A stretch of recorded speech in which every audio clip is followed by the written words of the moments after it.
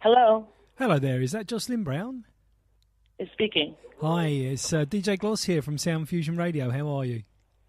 Hi there. So, thank you very much for agreeing to do the interview today. That's very, very kind of you. And I was going to start with a quote that was stated about you, and I was going to ask you what you thought of it. Oh, okay, great. Okay, the quote was, Jocelyn Brown is a woman with a powerful, soul-shaking voice that reaches out with extended arms and engulfs your musical desires. And I thought that was lovely. What do you think of that? I think that's beautiful. That's absolutely lovely. Yeah. Yeah. You began singing at a very young age, Jocelyn, about the age of 3. Can you tell us about that a little bit? Sure, I was in North Carolina, and it's like a family situation. My family are minister singers. They went from different churches and different congregational situations to perform, and I was like the little mascot, I guess, being the smallest one in the family, and they put me up in the front to sing. Oh. And so, it always had a stage presence, but not like a stage presence like the Apollo Theater or anything like that. It was more like the First Baptist Church, Yes. in North Carolina or something like that. So it was quite a different kind of an arena, but that was where it started. Sounds absolutely lovely. Can you remember any of the presentations that you were part of? Can you remember sort of what they were at all? Of course, if I had a hammer, and also. The youth, I can't remember. I know if I had a hammer in the morning, all that kind of stuff. Mm. And there was one other one that my mother just had me doing. I can't remember the name of it right this very second. Oh. It forgives me, but forgive me. But yeah, they were all traditional hymn songs, Wonderful, wonderful. Do you remember your first performance in front of an audience, like a paid concert? Can you remember what that one was? My first performance in a paid concert? Yeah, in an environment where people sort of paid for tickets and to come and see Jocelyn Brown. Can you remember what your very first concert was? Yeah, I was at a place called the McKell's in New York City, in Manhattan, on 95th and Broadway, and 195th and Broadway, excuse me. And, no, I'm right. I was 95th and Broadway. Excuse me. And I had my first gig there. I did my very first performance there at that club. Wow. Wonderful. Absolutely wonderful. And your debut album was for Warner Brother Records, and it was called One from the Heart. That was 1984. Yes. Could you tell us a little bit about that and how that came about? Sure. Jelly Bean Benitez was looking for another artist to be a part of his little stable at that time, and it was through Warner Brothers that his label was being distributed. So he offered me the opportunity to do an album of my own through his company with Warner's. And, it was great people that worked on it. Some here, some are not, anymore, but the people I had sharing that time with me was fantastic. Wonderful, absolutely wonderful. And then you had Love's Gonna Get You and the massive club classic Somebody Else's Guy on that particular album, didn't you, Jocelyn? And could you? No, it wasn't on One from the Heart, Somebody Else's Guy. Somebody Else's Guy was from Praise Records, kind of a issuance. And there's another label called, oh my goodness, I can't remember it right now. It doesn't matter. Your sister Annette was on that particular tune as well. My sister Annette wrote it. She wrote it with me. Yeah. Can you tell us about Somebody Else's Guy? Because I know it's everybody's sort of favourite. Whenever you say, name us a Jocelyn Brown track, everybody says Somebody Else's Guy. Can you tell us a little bit about it and about how it came about and how it got written and what it means to you? That would be lovely. Sure. Somebody Else's Guy came through my sister and I finding out that the gentlemen that we were seeing, two different guys, of course, were bestowed to somebody else. The guy that I was hanging out with, he got engaged, and he didn't know I saw it. And I saw it, and my sister but was married, and she didn't know that. So it derived from, an unpleasant issue, but wound up being something favorable for me and my sister because we had a chance to be free and to have a child. Absolutely fantastic. What a lovely story. And you've worked with so many big names: Luther Vandross, Bette Midler, John Lennon, Quincy Jones, Michael Jackson, Roberta Flack, George Benson, Teddy Pendergrass, and the list just goes on and on. Could you tell us about working with some of those people? It was fantastic. I mean, it's almost like being in an arena. You might all be close to the same age, but not the same age in music life, and being a student again in so many different areas and in so many different arenas, that made such a big impact on my life and on my singing ability. It also made a big impact on, how we women have to carry ourselves in the business, how we have to be assured of what we deal with, and that we stay whatever we're supposed, stay in that arena what we're supposed to be dealing with. I was a background singer, so that's what I did, and I sang there, and I supported the artist. And when I became the lead vocalist, that's when I stepped into another situation. But it made you realize what those issues were, And Luther, of course, he was like a big brother, We hung out, we laughed, we talked, and we cried together. I started out with him with his very first album of Luther. Lovely. And, John Lennon, working with him was like, it was like a dream come true because I had a chance to deal with an artist, but yet a producer and a songwriter from Britain, from Europe, and he was a Beatle, which was more than that.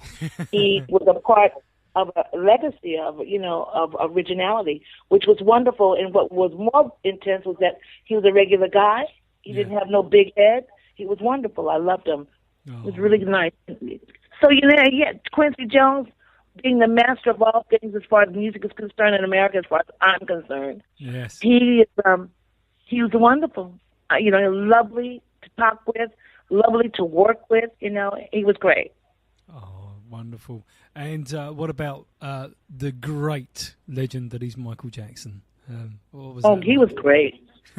He was great. I don't know what everybody else's experiences are with him or what they've gone through, but I know what mine were, and I know that what I saw in him was a genuine person, and I saw a guy that was trying very hard to maintain who he was, and at that age that he was getting into, he just kind of had a right to be able to be Michael Jackson. Yes. Because he really carved his way.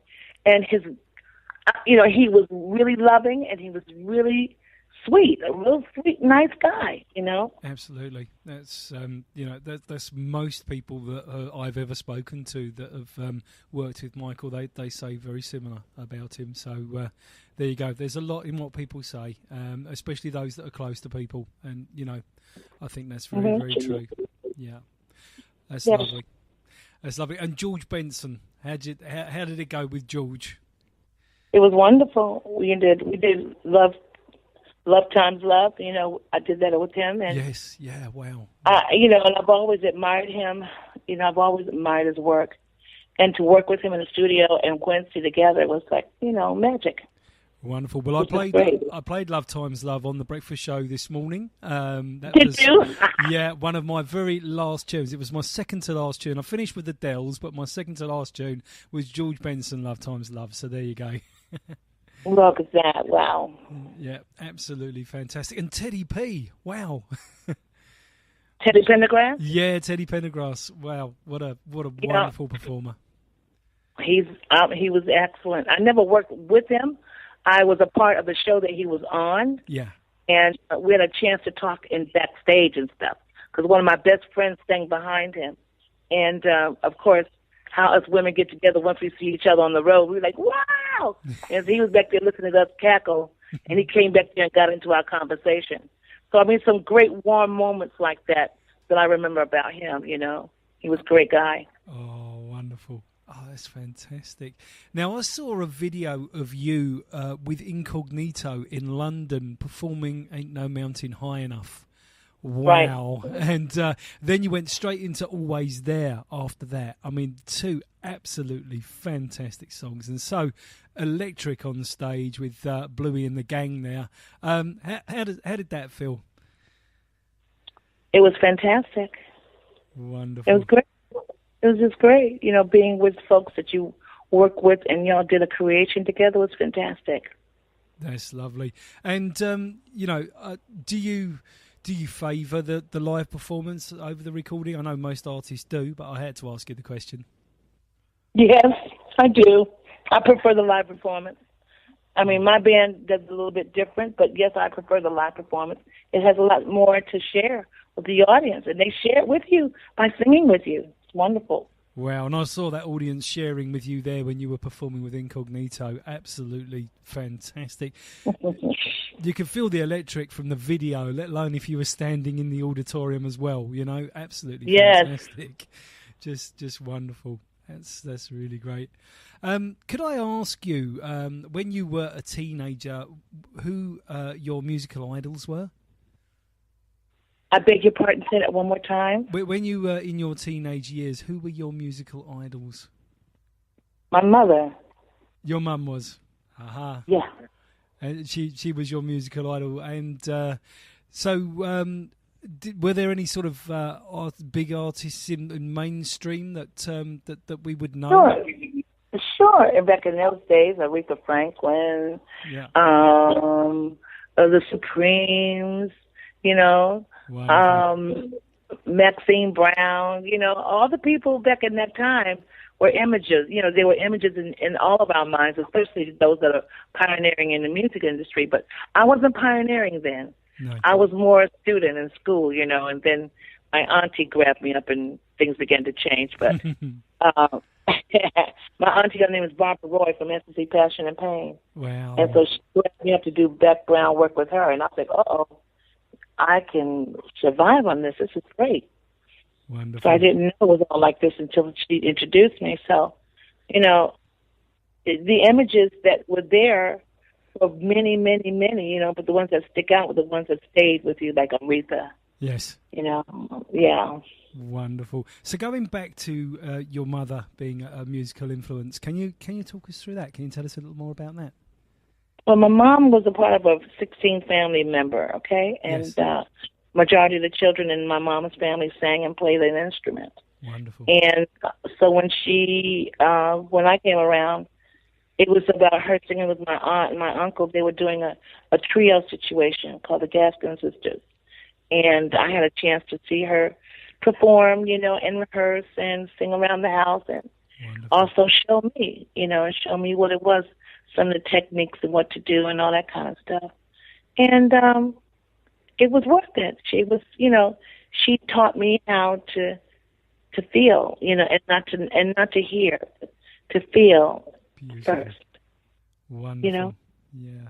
Those sort of lessons in music, can only come from natural sources, and and what better source than your mother? How lovely.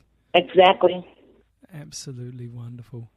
You did a little bit of reggae, didn't you? Daydreaming is one that I know of, which was on Ariwa Sound Studio recordings with the Mad Professor. Yes, the Mad Professor. Yeah. Yeah. Could you tell us about that and how that came about? Well, there was a last-minute situation that came through another friend of mine who knew the Mad Professor. And the Mad Professor asked me to come up to his studio one day. Mm-hmm. And I did. And when I got up there, his band was all there, and they were jamming and stuff. And we just started humping around to different songs and stuff, and different tunes. And, we came up with this one, and it worked. And we went the rest of the way with that. Went with the band, and we all performed. It was wonderful. Oh, wow. Wonderful. And, you've been on so many different tunes, with Keep On Jumping, Love Alibi, Snaps the Power, Love's Gonna Get You, So In Love, just all wonderful, wonderful tunes. But do you have a particular favourite at all? Out of the songs that I've sung? Out of all your own personal works, what are your favourites? It doesn't have to be one. You could give me a list if you wanted, but I just wondered what your favourites were. Oh, Well, of course, Somebody Else's Guy is definitely number one on top, you know. Yes, yeah. And everything else is behind it. I'm So in Love. What else was it? Oh, my God. Keep on Jumping. I loved. You know, Ain't No Mountain High Enough, you know. The David Morales and the Patrick Adams mix is wonderful. Mm. I've done some other stuff, you know. Oh, my God. To talk about Always There, you know. There are songs that some folks have never heard before that are, you know, that have been out there and folks have played and it's on their albums, but nobody knows that it's me until they play the whole album. Yeah. And then I come up, you know. It's one of those kinds. I got quiet songs like that as well. So, you know, it's hard to say what is one of my favorites, you know. I mean, I love them all, and they all take me to a different place when I perform them, so I'm grateful. Absolutely right. I had a singer tell me once, my songs are like my children. Don't ask me for my favourite. All right, that's a beautiful way to put it. That's exactly how she put it. So I thought, well, I do ask, but I know when to stop, if you know what I mean. Oh, that's lovely. So, I mean, another thing that you're noted for is you're New York City's premier jingle artist, apparently. Can you tell us about that? Yeah, doing Kentucky Fried Chicken and Burger King and Pepsi Cola and Coca-Cola, doing different commercials like that. Wonderful. It taught me a lot about performance. It taught me a lot about performance with writing a song and how it sounds and how the melody's supposed to go and stuff like that, and the beginning, the end, and the middle. Wonderful. You know, just the beginning, the middle, and the end. Definitely. And every song should have at least one of those each. Please. Yeah. So, you were off to Amsterdam last time I spoke to you, and you were you playing or were you just there for a trip? No, I was there performing. Were you? Wonderful. And you're actually performing in Amsterdam, were you, or just outside, or? I was in what is it called? Rotterdam. Yes, yeah. I've spent a fair amount of time working in Holland myself, so I know it fairly well. So how lovely, very nice indeed.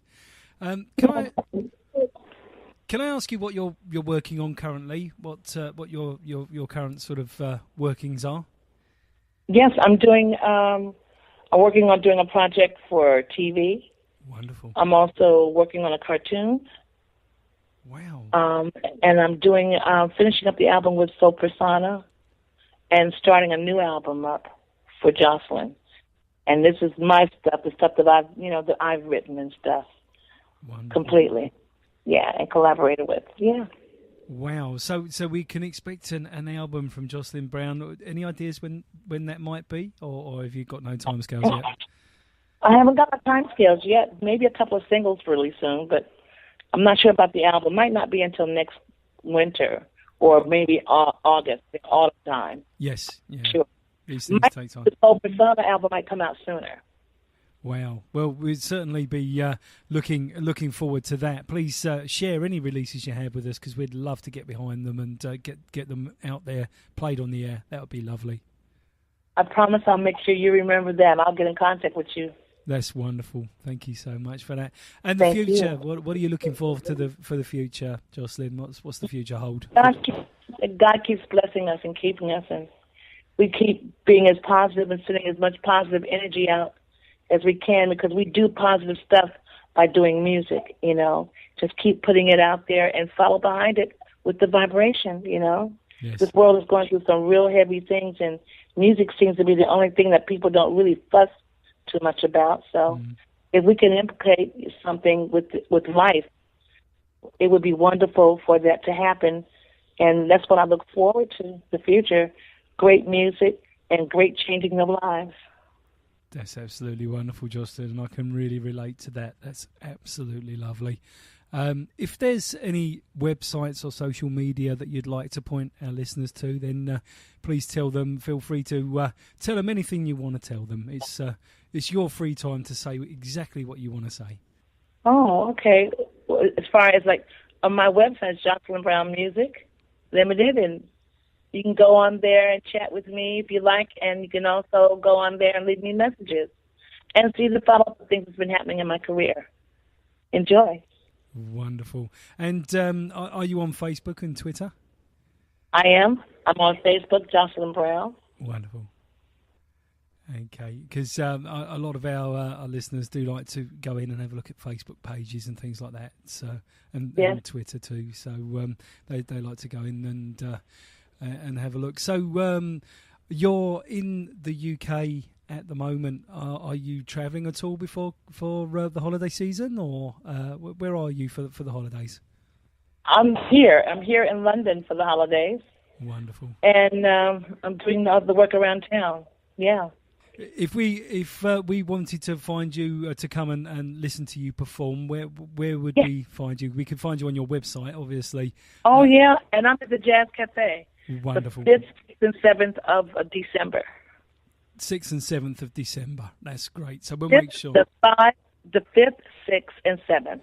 5th, 6th, and 7th. That's lovely. Jocelyn, it's been an absolute pleasure talking to you this afternoon, and I hope that we can speak to you again soon, especially around single releases or something like that. It'd be lovely. And I promise I'll keep you in touch. That's great. And it's been delightful talking to you, and have a really, really blessed rest of your day. And you have a great Christmas as well. And plus, tomorrow is Thanksgiving for some Americans, so have a great week, okay? Will do, and happy Thanksgiving to you, and have a wonderful Christmas yourself too. Okay, darling. You take care. Okay. Thank you, Jocelyn. Take care now. Bye-bye. Yeah, bye. Bye. Bye.